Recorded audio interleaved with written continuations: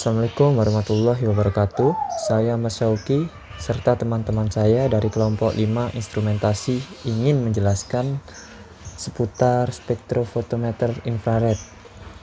Inframerah adalah radiasi elektromagnetik dari panjang gelombang lebih panjang dari cahaya tampak, tetapi lebih pendek dari radiasi gelombang radio. Spektrofotometer inframerah atau IR adalah salah satu alat yang dapat digunakan untuk menganalisa senyawa kimia. Metode ini dapat mengamati interaksi molekul dengan radiasi elektromagnetik yang berada pada daerah panjang gelombang 0,75 sampai 1000 mikrometer atau pada bilangan gelombang 13.000 sampai 10 cm pangkat -1. Spektrofotometer IR merupakan alat untuk mendeteksi gugus fungsional, mengidentifikasi senyawa, dan menganalisis campuran. Pada spektrofotometer infrared, satuan bilangan gelombang merupakan satuan yang umum digunakan. Nilai bilangan gelombang berbanding terbalik terhadap frekuensi atau energinya. Spektrofotometer infrared bersifat kualitatif, berbeda dengan spektrofotometer UV vis yang bersifat kuantitatif. Nah, prinsip kerja spektrofotometer IR ialah bila suatu senyawa diradiasi menggunakan sinar inframerah, maka sebagian besar sinar akan diserap oleh senyawa, sedangkan yang lainnya akan diteruskan. Serapan ini diakibatkan karena molekul senyawa organik mempunyai ikatan yang dapat bervibrasi atau bergetar. Vibrasi molekul dapat dialami oleh semua senyawa organik, namun ada beberapa yang tidak terdeteksi oleh spektrofotometer IR. Masing-masing ikatan mempunyai sifat yang khas. Dalam spektrofotometer IR memiliki dua jenis vibrasi, yaitu yang pertama vibrasi ulur atau stretching vibration, yaitu vibrasi yang mengakibatkan perubahan panjang ikatan suatu ikatan. Yang kedua, vibrasi tekuk atau bending vibration, yaitu vibrasi yang mengakibatkan perubahan sudut ikatan antara dua ikatan. Vibrasi tekuk dibagi lagi menjadi 4, scissoring, yang kedua rocking, yang ketiga wagging, dan yang keempat twisting. Bagian-bagian dan fungsi dari spektrofotometer IR. Di dalam spektrofotometer IR terdapat 4 bagian utama, yaitu daerah cuplikan, monokromator, detektor, dan sumber radiasi. Namun, ada beberapa sumber yang menyebutkan bagian-bagian utama dari spektrofotometer IR, yaitu ada sumber radiasi, monokromator, detektor, daerah cuplikan, dan yang terakhir adalah sistem kerja. Mari kita bahas satu persatu. Bagian yang pertama yang akan kita bahas adalah sumber radiasi. Radiasi inframerah biasanya dihasilkan oleh pemijar Neris atau globar. Pemijar globar merupakan batangan silikon karbida yang dipanasi sekitar 1200 derajat Celcius, sehingga dia dapat memancarkan radiasi kontinu pada daerah 1-40 mikrometer. Globar sendiri merupakan sumber radiasi yang sangat stabil.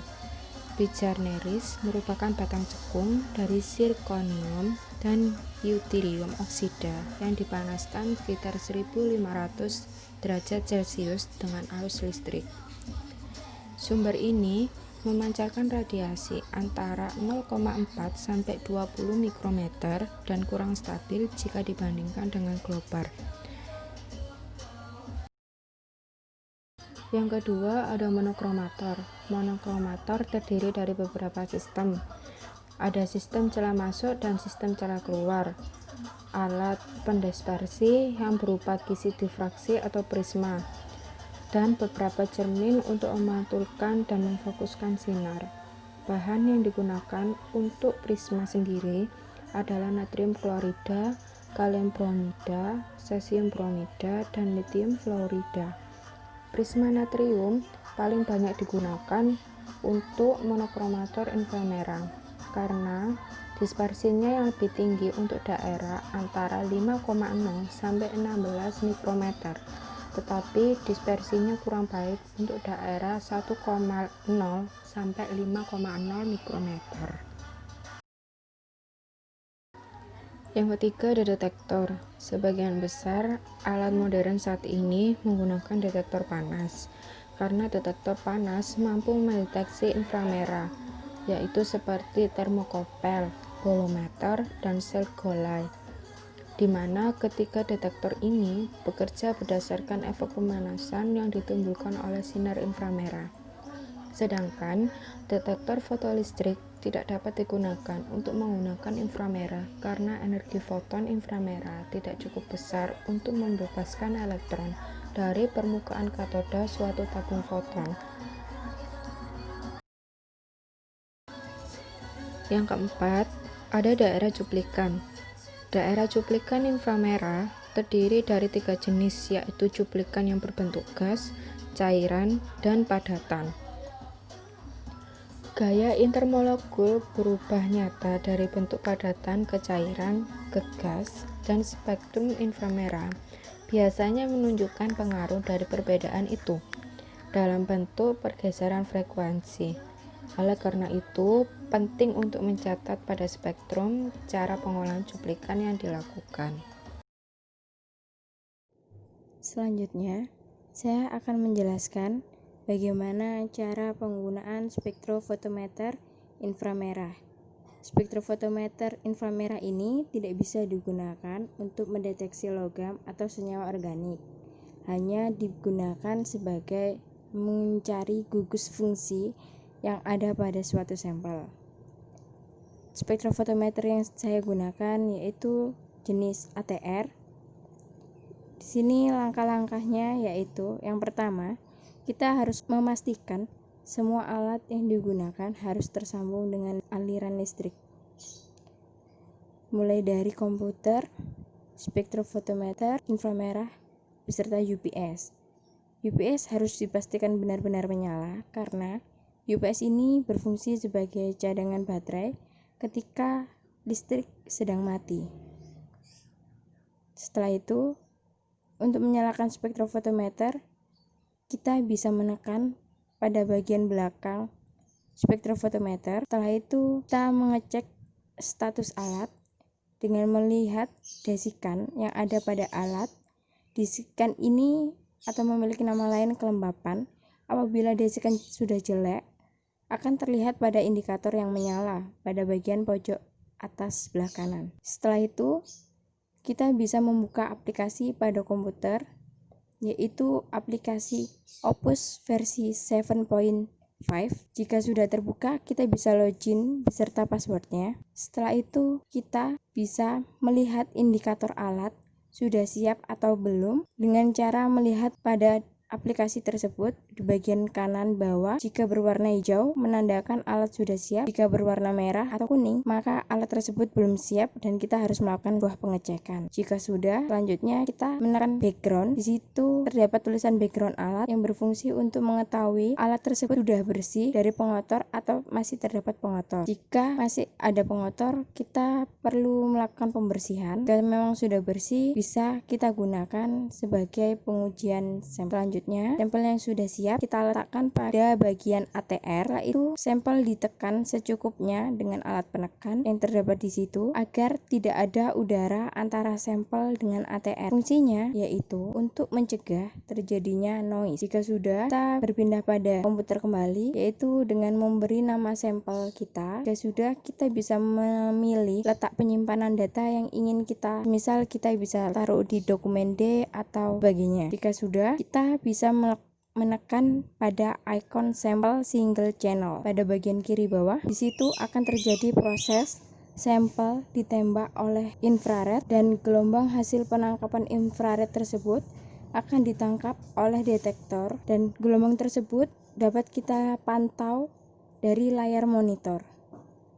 Setelah keluar hasil penembakan, bisa kita lakukan pengolahan data tembakan berdasarkan yang kita butuhkan. Setelah itu, hasil analisa akan keluar dan kita akan memerlukan pengecekan kembali apakah data yang keluar itu sesuai dengan yang kita butuhkan. Jika sesuai, maka kita bisa melakukan print out. Selanjutnya, data yang kita peroleh juga bisa kita olah kembali untuk mengeluarkan peak number-nya, di mana peak number ini berfungsi untuk mengetahui sebuah gugus fungsi dari suatu sampel dengan cara melihat peak number dari karakteristik sampel atau dengan sidik jari. Biasanya peak number sidik jari berada pada nomor 400 hingga 600. Jika sudah, kita dapat melihat printout, dan printout tersebut digunakan sebagai data pendukung untuk mengidentifikasi barang atau keperluan dari HS. Saya ambil dari jurnal Indonesian Journal of Chemical Science yang alamatnya sudah tertera kita bisa lihat http://journal-unes.ac.id/index.php/ijcs. Judulnya pada jurnal ini adalah optimasi pengukuran spektrum vibrasi sampel protein menggunakan spektrofotometer Fourier Transform Infrared atau FTIR yang disusun oleh Martin Sulistiani dan juga Nuril Huda. Metode yang digunakan adalah alat yang digunakan dalam penelitian ini adalah penggerus berupa lumpang dan alu, neraca analitik, spatula, cam Petri, dongkrak hidrolik, dan spektrofotometer FTIR spektrum 100 Parkin. Dengan bahannya adalah protein albumin, bubuk KBR, spektroskopi, aseton, aqueous, lap pembersih. Kemudian sampel protein albumin ditumbuk menjadi bubuk menggunakan lumpang dan alu. Kemudian ditimbang menggunakan neraca analitik dan dicampur dengan bubuk KBR. Bubuk KBR spektroskopi, kemudian dilakukan pengerusan hingga homogen. Setelah homogen dimasukkan ke dalam disk cetakan pembuat pelet dan ditekan menggunakan pompa hidrolik. Diatur ketebalan sesuai skala yang ada pada tuas pompa hidroliknya, kemudian dilakukan pengepresan dengan variasi waktu penekanan. Setelah itu tuas dibuka dan diambil disk peletnya, sampel protein KBR yang telah berupa pelet, kemudian dilakukan penerawangan tingkat kejernihan pelet yang dihasilkan. Jika pelet sampel KBR-nya itu dihasilkan masih buram atau kurang jernih, maka proses preparasi sampel pembuatan pelet sampel protein dilakukan kembali atau diulang. Ini yang saya sebutkan tadi 3 variasi. Yang pertama adalah menguji variasi perbandingan komposisi. Di sini yang diuji adalah untuk variasi komposisi, yaitu 2 komposisi protein dan juga KBR. Yang pertama adalah 2:10, 4:10, 6:10, 8:10, 10:10, masing-masing dalam satuan miligram. Kemudian untuk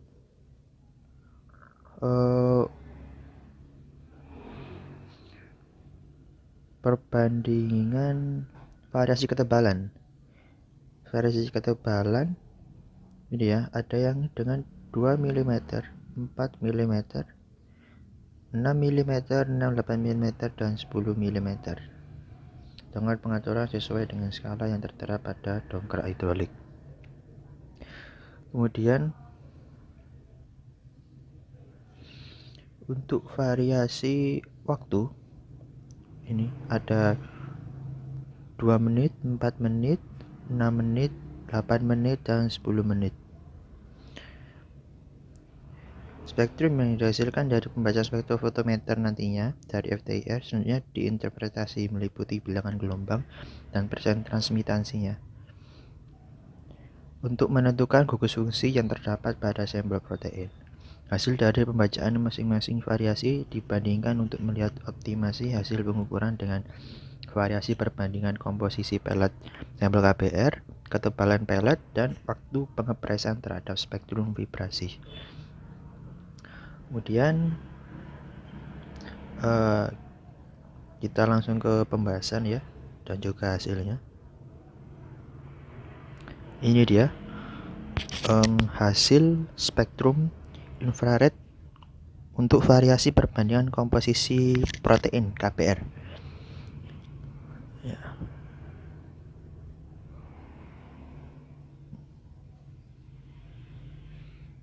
Ya, di sini bisa dilihat jika perbandingan yang 2:10 itu garisnya berwarna hitam, kemudian 4:10 berwarna merah, 6:10 berwarna hijau, dan seterusnya.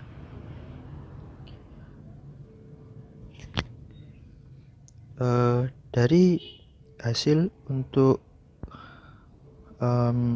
spektrum infrared variasi perbandingan komposisi ini, pita serapan khas dari protein yaitu ikatan gugus NH, CN, dan karboksil ya, C rangkap O, yang terlihat pada daerah bilangan gelombang 3300 cm menunjukkan jenis senyawa amida A dengan variasi NH stretching.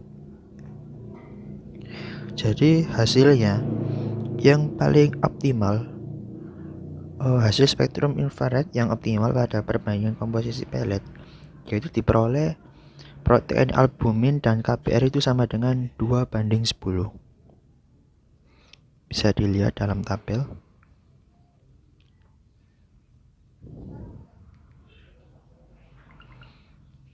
Kemudian untuk yang pengukuran, nah ini tabelnya.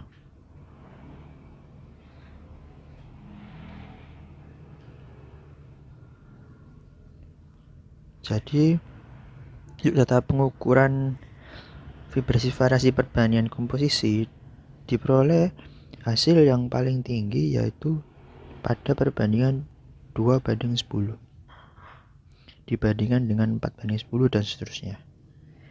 Nah, ini menunjukkan bahwa perbandingan protein dan KPR itu sebaiknya untuk pengujian menggunakan perbandingan 2:10. Kemudian kita lanjut untuk hasil dari spektrum infrared variasi ketebalan pelet sampel protein KPR. Sama seperti tadi, perbedaannya bisa dilihat dengan warna garisnya.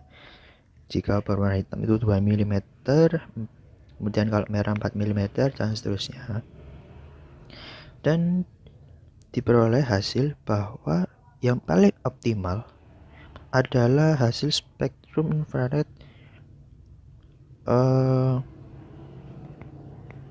yang berwarna hitam, yaitu 2 mm.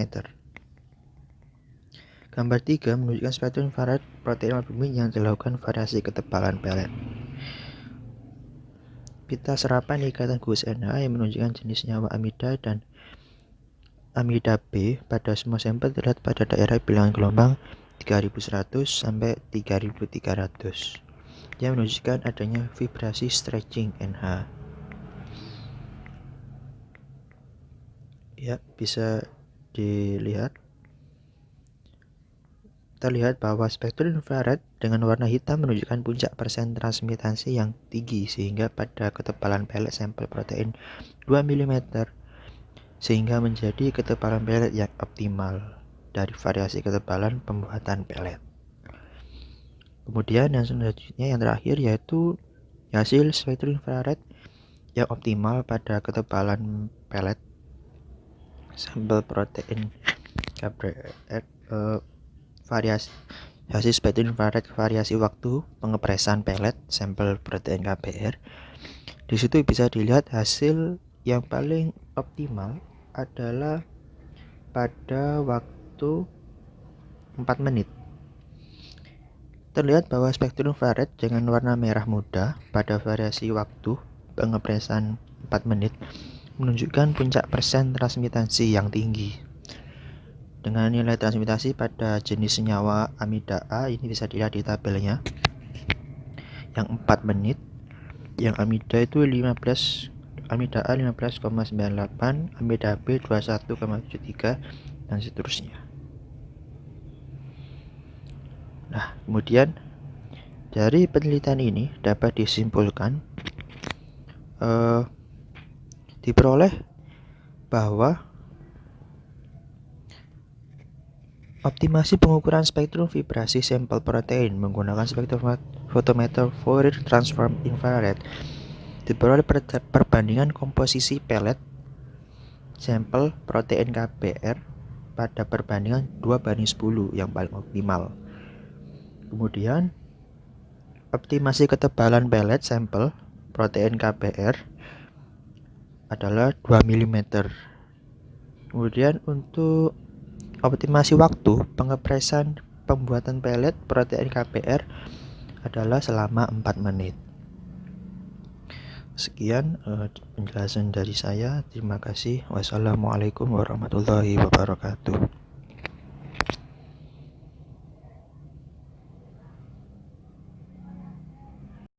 Sekian video dari kelompok kami. Kurang lebihnya kami mohon maaf. Wassalamualaikum warahmatullahi wabarakatuh.